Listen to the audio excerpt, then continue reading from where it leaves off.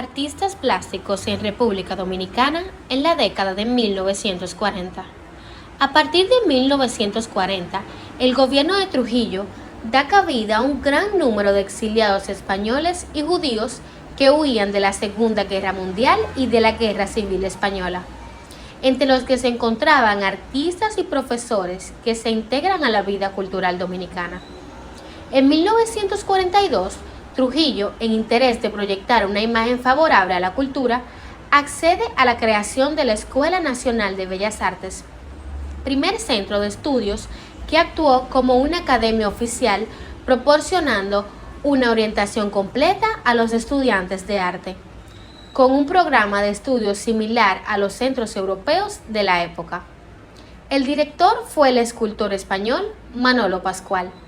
En la escuela se enseñaba dibujo, pintura, artes aplicadas, escultura, bodegones y ropajes.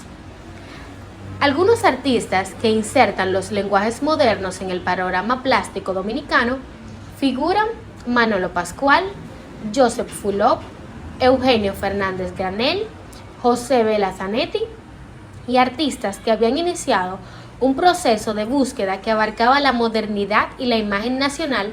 También se integran, pero en distintas épocas, a la academia, como son Celeste Bossi Gil, Giorgi Morel y Darío Suro. La modernización aborda la negritud, ya no solo en el aspecto físico, sino en los elementos que lo representan como cultura.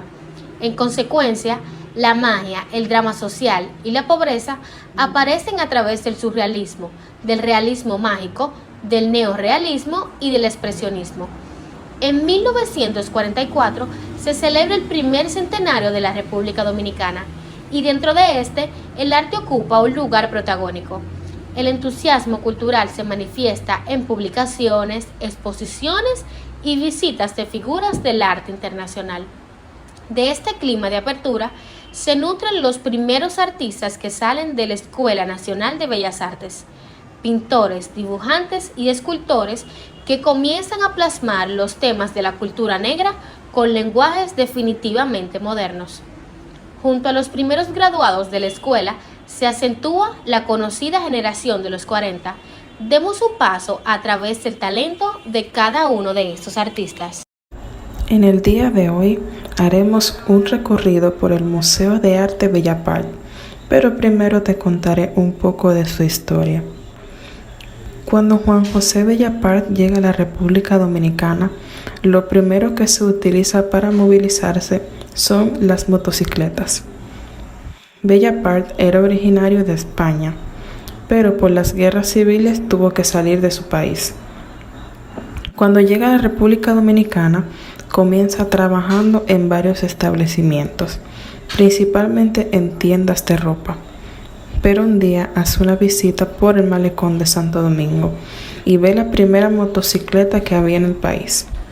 Él ve que la motocicleta le pertenecía al jefe de cocina de un hotel y pide comunicarse con este, y este era un señor japonés. Le dice de dónde él exportó la motocicleta y Bellapart se siente interesado, ya que tenía ciertas facilidades para los negocios, ya que su padre era un comerciante en España.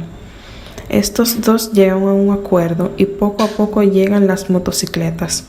Cuando ya Juan José Bellapart tiene la agencia establecida, Agencia Bella, hoy conocida como Agencia Honda, era un local pequeño.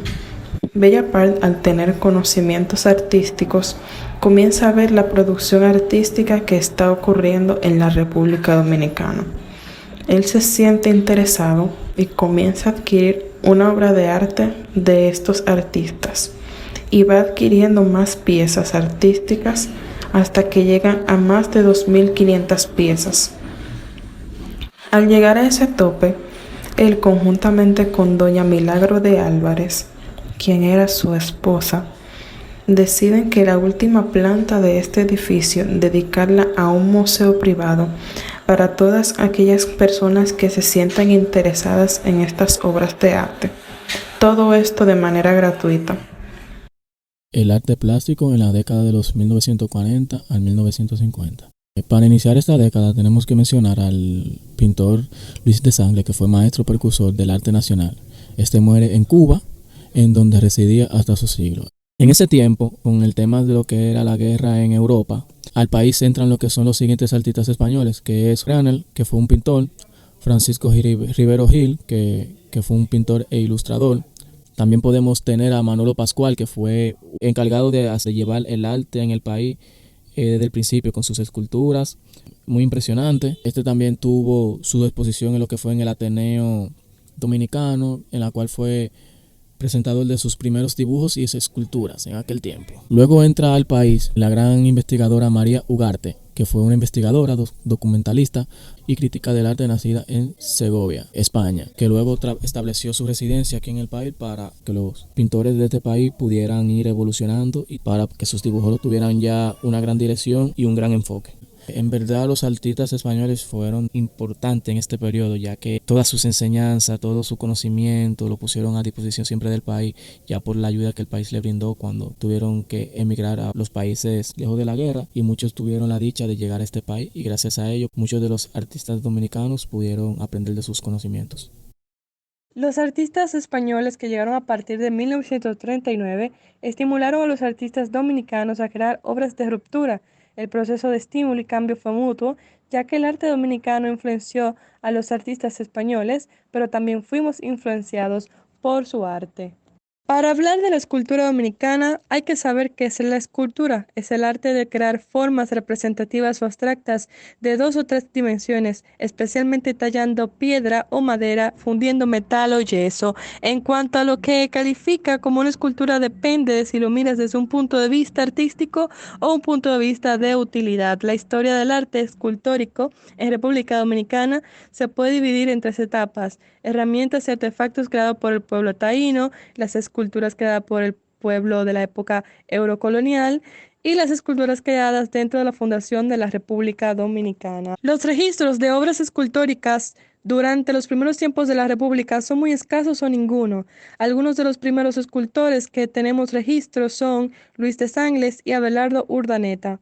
Durante algún tiempo las esculturas siguieron pautas de producción pictórica y escultórica de los académicos europeos que fluctúan entre el estilo romántico y neoclásico, y eran principalmente bustos de figuras populares. No es hasta el primer cuarto del siglo XX cuando la escultura se convierte en una disciplina de nuestra historia del arte. El español Manolo Pascual será una figura trascendente en la escultura dominicana, forjador de la nueva generación de artistas en las cuales imprime una concepción escultórica no tradicional, fundamentada en la investigación, en la aplicación de las últimas tendencias de la plástica europea. Las artes plásticas tienen un papel fundamental en el desarrollo de la creatividad, puesto que mediante sus técnicas lúdicas como el dibujo, el modelado y la pintura, provoca en el creativo originalidad e innovación, creando trabajos únicos e irrepetibles, pudiendo expresar en ellos sus sentimientos, pensamientos y emociones. Es importante conocer la historia en todos los ámbitos, conocer la experiencia que tuvieron personas del mismo oficio, conocer cómo crecieron y qué errores cometieron, utilizar el arte antiguo de inspiración para avanzar y evolucionar en el arte. El arte es reflejo de la cultura humana, por eso sirve para conservar el patrimonio cultural de un pueblo y transmitirlo de generación en generación. Además, es subjetivo, se expresa en un lenguaje universal, comprensible para cualquier ser humano, ya que apela a nuestros sentidos, emociones, facultad de pensar. Valorar el arte que se realizó mucho antes de nosotros haber pensado nacer es cuidar ese patrimonio, conocer las etapas que tuvo el arte y qué procesos atravesó para ser lo que es hoy en día. Más importante aún es conocer el arte que se hacía en nuestra cultura dominicana, investigar sobre aquellas personas que creaban el arte y las personas que incentivaban esas creaciones. José Bela Zanetti fue un importante y reconocido artista de la década de los 40. Su arte inició cuando fue alistado en las milicias y su experiencia durante la guerra fue su inspiración para toda la pintura que él creaba. Él dirigió revistas para los combatientes, llamadas Hierro, Nuevo Ejército y Trincheras.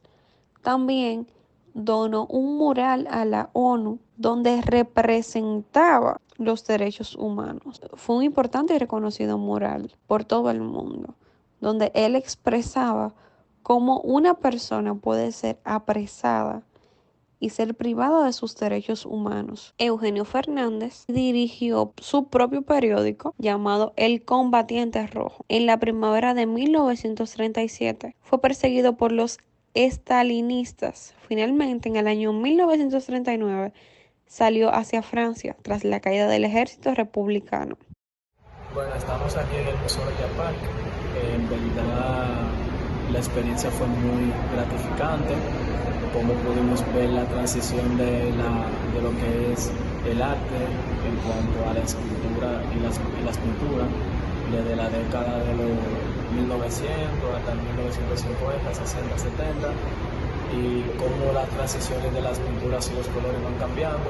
Y para mí fue una experiencia muy bonita y las personas que me atendieron fueron muy amables.